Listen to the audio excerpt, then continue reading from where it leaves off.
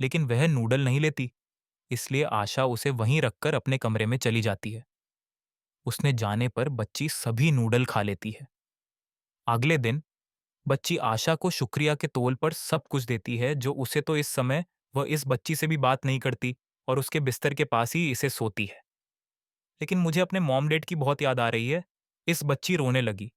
ये सुनकर पहली बार उम्मीद। लेकिन वह नूडल नहीं लेती। इसीलिए आशा उसे वहीं रखकर अपने कमरे में चली जाती है। उसने जाने पर बच्ची सभी नूडल खा लेती है।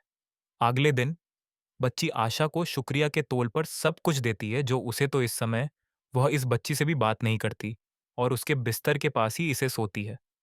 लेकिन मुझे अपने मॉम डैड की बहुत याद आ रही है। इस बच्ची रोने लगी। ये सुनकर पहली बार उम्मीद अनीसा चीज था। और हाँ, यहाँ शोर नहीं करना चाहिए वरना लुटेरे आ जाएंगे। हाय। आशा कहती है कि हमें यहाँ से निकलना चाहिए क्योंकि यहाँ रहना किसी खतरे से खाली नहीं है। लेकिन वह इसके लिए स्पष्ट रूप से इनकार करती है।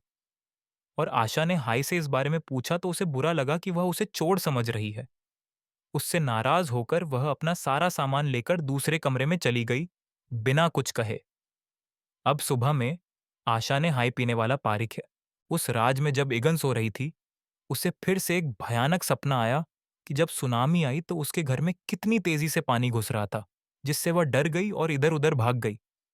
वह भयानक सपना देखकर चीखी। जैसे ही वह दोनों बातें करने लगी, आशा हाय ने बताया कि यहाँ रहने के लिए कम से कम पानी का उपयोग करना चाहिए। उन्होंने कहा कि कपड़े धोने और पीने के लिए अलग-अलग स्थानों को साफ करना चाहिए और बिजली से कम पानी का उपयोग करना चाहिए।